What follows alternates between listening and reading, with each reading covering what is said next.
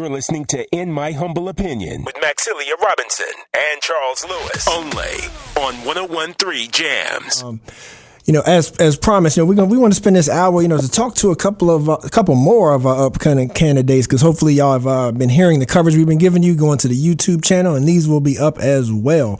But first to join us this hour is none other than no stranger to the WVAI airwaves. People may know the voice, Miss Yaz Washington. How you doing, Yaz? Yes, absolutely. I'm doing well. Happy Sunday. Yeah, and look, you're just a natural behind that mic. I can hear her now saying, yes, this is Jack coming on to you on this nice Sunday morning. I still remember your voice. I still remember.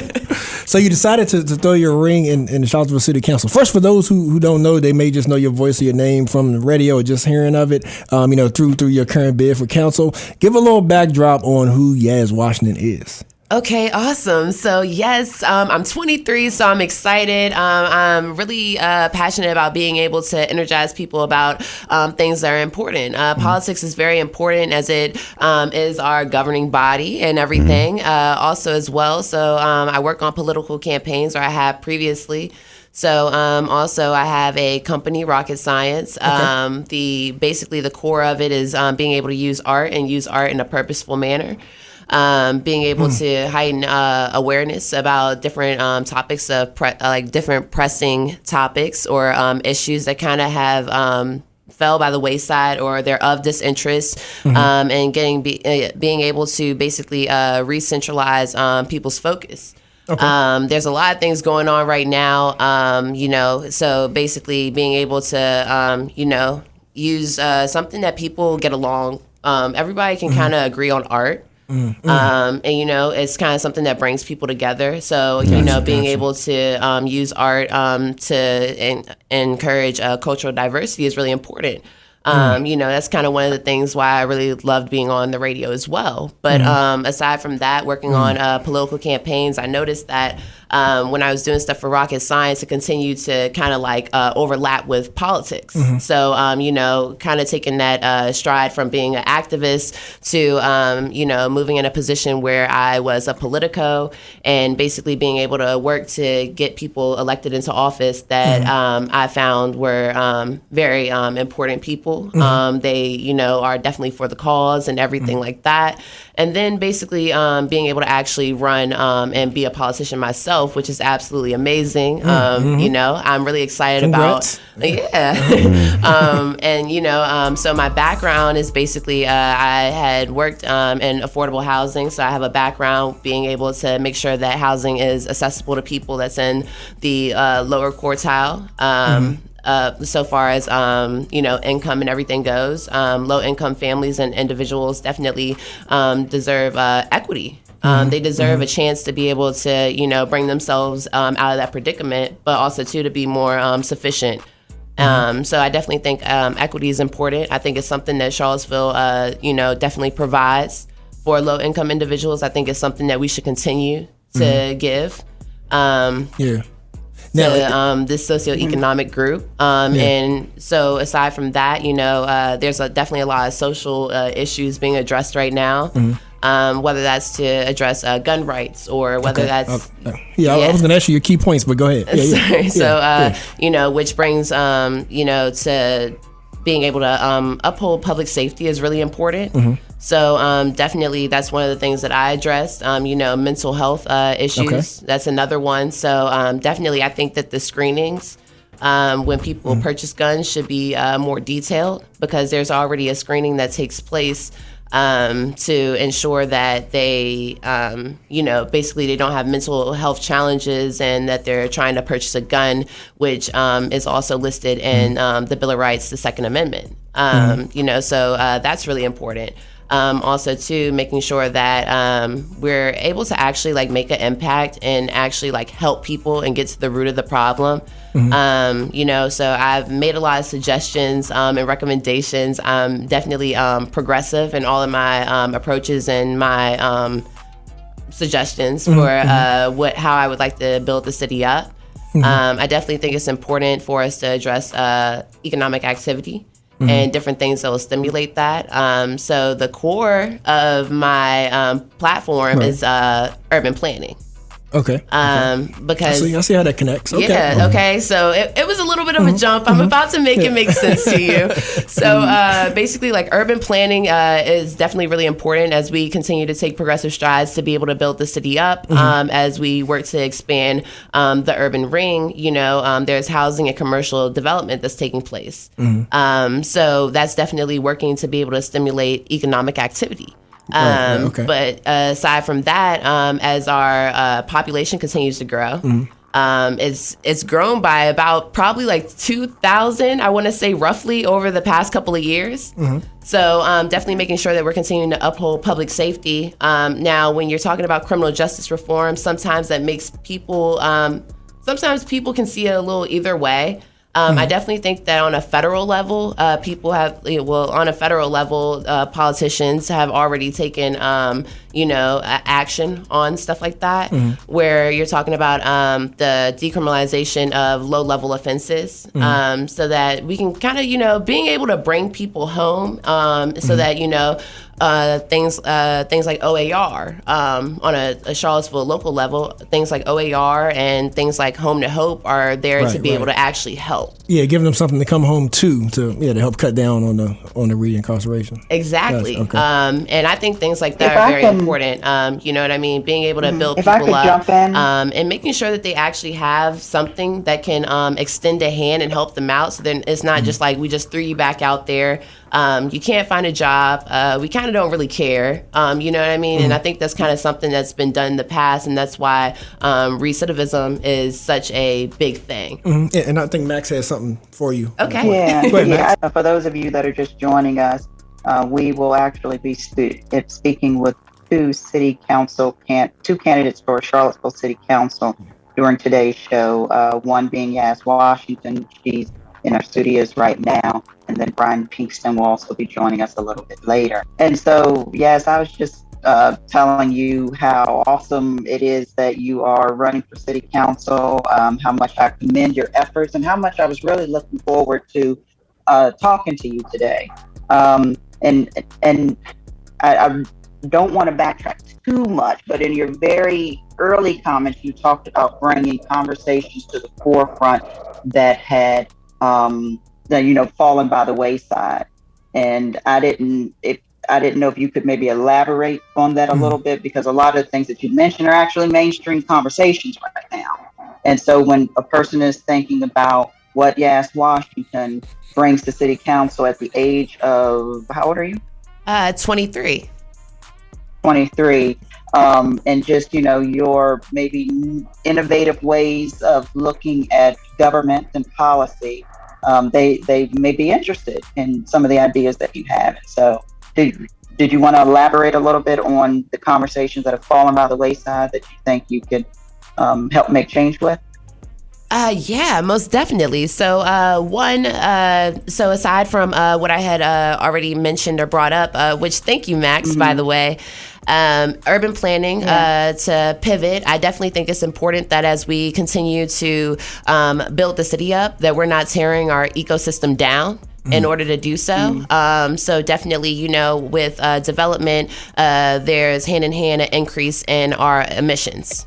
As well, there's definitely a need for space, and so far as like zoning goes, making sure that we're using land properly. So definitely, I think it's important to make sure that what I have recommended is the tree conservation ordinance. Making sure that we're protecting the foundation of trees, as it does help with our air quality. So far as rainfall goes, it helps act as a natural barrier.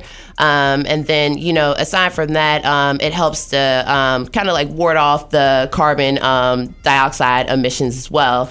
So that's another thing. I had also mentioned the retrofit project, which is making sure that we're using sufficient light bulbs to be able to reduce not only our energy costs, but also to make sure that we're giving off less emissions. And I think that can easily be done in places like public housing efficiencies, whether that's Piedmont Housing Alliance or Charlottesville Redevelopment Authority sites. Also, buildings owned or operated by the city of Charlottesville is a really great and a great progressive approach to make sure that we're actively addressing eco-management, because I definitely think that that's one of the things that falls by the wayside. Right. One of the things that kind of I had noticed, I follow the news a lot, and I noticed that, there's a lot of technological advances being made. So as we continue to give off radiation on top of the natural radiation, and everything, definitely making sure that we're working to be able to reduce our emissions, to kind of like help with climate change and, global warming and all of that. And then another one was equitable education. Definitely making sure that, with school and everything, the students or kids have had to pivot to a hybrid virtual learning. I know for me personally, online schooling was not my thing. So, making sure that they have supportive classrooms, even if they're virtual classrooms, making sure that they have access to technology, Wi-Fi, whatever the case may be, making sure that we're providing them with the tools that they need to be able to succeed. I definitely think that that's important. I was working for the city of Charlottesville and basically for Teens Give, and I noticed that a lot of the students didn't actually have access to the resources that they needed. Whether that is that they didn't have a laptop, or they didn't have Wi-Fi to be able to connect, and be able to get on to the virtual learning, or maybe the teachers weren't providing them with lessons. So I definitely think that, continuing to make sure that they're learning, as they're transitioning back into school, even though it's 10 per classroom right now, things like that are very important. And I definitely think that should be addressed. And I think that's something that was a little rocky when we first, when COVID first was addressed and everybody's having to go home and we're working remotely and all of that. I have one more question for you before we probably move on. Yeah. To the rest of the hosts asking. In looking at your different interviews, I know for me, when I'm ready to cast a vote and I'm trying to figure out which candidate I want to vote for, outside of policy, capability of doing the job, I'm looking for what resonates with the candidate that I feel like should have my vote. And whenever I mean this, talking sister girl to sister girl, like I always feel like I'm missing a layer with you. And I don't know if other citizens in Charlottesville feel the same way, but I feel like I'm missing a layer. And so I kind of say that to preface the question of why did you choose to run for city council? What does this mean to you, or what is it that you hope to change by doing it? And I'm asking you to be as honest as you're willing to, because it's important. You're trying to get people's votes and to have people believe in you. But that can be hard when you feel like you don't know, and I'm only speaking on my behalf, who you might be voting for. Yeah, so definitely thank you. That was great. Definitely one of the things that I definitely, when I started working for Jim Hingley, I'm like, okay, I'm getting involved in politics. I'm working on campaigns. I'm listening to debate preps and going to debates. I'm, knocking on doors, canvassing and everything. And all this is really important to me. I'm learning more about the criminal justice system and, the reforms that he would like to make. And, and basically I felt as though a lot of that coincide with how I felt. And, transitioning from being an activist to now being a politician, I've kind of taken that step back, and I've kind of like removed myself from talking with emotion, just because while I do care and I care a lot, it helps me to remain transparent with all of my decisions, making sure that I'm providing solutions that work for everyone and not just one group, not being one-sided, but definitely taking a step back and making sure that I'm able to address Charlottesville and I'm able to provide solutions for greater Charlottesville. So that's definitely something that I had to do in order to be able to pivot and make this transition. I'm definitely running because obviously I have grassroots to Charlottesville. I grew up, my mom, Claudette Green, has worked in housing for all of her professional career. She sat on board of supervisors. She worked at Patcham. So I grew up listening to all of this and everything. And it definitely instilled the humanitarian in me. Caring about people. I definitely care about what I'm doing. It's not like I'm like, oh, I'm just running and this is cool and it looks awesome. It's like, no, I'm definitely running and my goal is to win. Right. Yeah. I got kids your age, right? And I want you to be able to answer this for the older African-American people. You've seen how they have attacked Mayor Nakia Walker for exercising her views, right? You're 23 years old. So the older black person in me wants to protect you.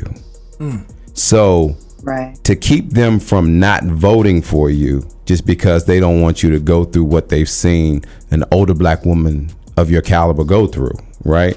How would you address that? Because I've learned, I didn't understand this when I was younger. I understand it now, that it is, if you were a young man, I'd be like, oh, look, we need to prepare you to navigate these waters. It's going to be tough. But by you being a intelligent, pretty young lady, African-American girl that is close to my daughter's age, I want to protect you. And in protecting you, I can stifle your career. You understand what I'm saying? Yeah. So what would you say to the people that they'll never tell you that they're trying to protect you by not putting you in that realm, but you also wanting to be there and telling us that you've been prepped for it your whole life by following Miss Green's footsteps? You've been around it more so. You've worked with Cameron. You've worked with Hensley. You've worked with a multitude of people that people twice your age haven't had, right? What would you say to them? So definitely, understanding the need to be excellent, knowing the facts. Definitely, I grew up with a lot of pressure just because I understood the fact that my mom is in the political eye. I actually consider her to be a politician. She doesn't consider herself to be one. So growing up in rooms like that, definitely understanding the need that we're African American, we're black. We do purposeful work, and your presentation is everything. And that's definitely something that I've continued to use. I make sure all of that is very important to me. But to get to the root of it is, I'm definitely running, and I would like to be able to provide equity, and I would like for it to be one day where we aren't necessarily saying BIPOC and, black people or whatever the case may be are low income, because I don't even like how closely related the two things are. Right. But aside from that, I understand a lot of what Nakia Walker is doing and has done. She became the mayor after, the 2017 occurrence with, the rally and everything. With the statue situation and everything, it's something that I don't necessarily talk about because I grew up here, Why is that? We passed that park and no one's ever cared. Okay. About the statue. Okay. You know what I mean? In school, and as dressed as the history may be. What were the thoughts? What were their thoughts? I understand the fact that it's like this is a symbol of the Confederate history. It's racist white history. You know what I mean? To tear it down is very important. They're already doing, passing legislation. It's being handed to the Supreme Court to be able to make sure that that's happening. And also tit for tat in return, MLK statues are being beheaded. Yeah. So, while I think that it's important, I also think that from us continuing to dig up this type of history that we kind of were like blind to, is actually it's kind of making people racist, but also as well it's allowing white supremacy to live on. Okay. You know, Okay. We don't really care about that statue. You know, and you know, it's kind of one of those things where we're continuing to bring up a time period where white people were seen as superior and we were seen as inferior. And I don't even like that. So you said we don't care about the statue because there's bigger issues? Is that what you meant by that? Or? Absolutely. Okay. We're working on getting into positions of power. We're working on, you know, making sure that we're acquiring assets. We're making sure that, you know, we're owning stuff, whether it's a house, a company, whatever the case may be, you know, whether we're becoming elected officials. And, you know, one of those things, as we've seen over time with the statues being brought up, is that it's doing that whole white power thing. And we need to counteract that by continuing to be powerful individuals. One thing I didn't like for sure about the post was just the fact of, you know, that I like the mayor. I do. You know what I mean? I definitely support what she's doing. But the only thing that I had to say to counteract that was that I will never a day in my life allow a white person to make me feel a certain type of way. And to, I will never publicly allow anyone to know that they've made me feel less than myself. How would you address it then? Definitely, you know, that's something that we do in our hubs. And that's what we're here for, to be able to support one another. You know what I mean? We're Black, and, you know, presentation is everything. So, you know, and that's just not something that I do. And I actually haven't really had it done since I've been a professional. The last time I was heavily disrespected, I was working at Outback, and he told me to get back here. He's white. It's my day off. And I'm like, we're on air, never mind. But we feel you. Yeah. I'm gonna go ahead and head out because you got the game messed up right now if you think that you're about to talk to me like that. And I went and got a real job. So, so my last question for you though, like, do you regret chiming in on the issue with the mayor's description of Charlottesville that blew up to the national news recently? Because, and I asked that because it seems like that the news was sort of coming to you maybe as another Black woman in Charlottesville, somebody that's running for council to maybe stir up something, if you will, or to like to get you to oppose her. Like, do you feel like that you were used in any way? Or because you were judged. I mean, being honest, you were judged because of your comments. Right. And so one thing about it, for sure, she's an African American. So I'm already supporting what she's doing, even though I was against that. And that's about it. But we're supposed to be meeting next month. Which I think is great. I was actually surprised that she took the meeting, not gonna lie, but we'll be meeting and we'll be talking. I think that'll be really great. Just because I don't like stepping on toes. I don't like really talking negatively about anyone. Especially people who are in elected positions. It's already a very difficult thing to be a leader. And to be doing that type of work and taking on that type of responsibility, you've now opened yourself to the public eye in a different type of way. You're open to backlash or whatever the case may be, and all of that. So it's definitely important that we meet and we talk. I think so. And so I think that's really great. So I think she's dope for taking that because she could have been like, no, I'm fine. Yeah, Max, did you have something to close? We are glad to have had the opportunity to speak to you today. Absolutely. In my own humble opinion, it's one of the times that I've seen you be the most confident in, yourself, and the most, what felt like truest to yourself and your thoughts. And so we appreciate that. And I just, as long as you ride this campaign out, I would encourage it. And you're gonna have to step on some toes at some point or another in politics. So, just be courageous in what you're doing. And I I look at you the same as Razor does. And kind of want to protect you from things, even though we don't know you. So, I wish you all the best of luck. Absolutely. So, we'll see you in November. Yeah. But before you go, just real quick, how can people reach out to you or find out more about the campaign? Yes. So I have the website's up, and it's YasWashington.com, YASWashington.com. You can send me an email, info@YasWashington.com. You can find me on Facebook. Yas Washington. That's annoying, but either way, I'm definitely accessible. Send me a message, click the link, whatever the case may be, and you can definitely reach out to me. And I make sure that I'm very proactive with being able to respond to people about any question that they may have, whether that's about a position and how I feel about a certain topic, or how I feel about a policy or something that I've introduced on the website. Definitely making sure that I'm not blocking people out it's really important to me. Awesome. Yeah. Well, thank you. And don't be a stranger further down the campaign trail. You know where to find us. Right, of course. Thank you. All right, yes. We'll see you later.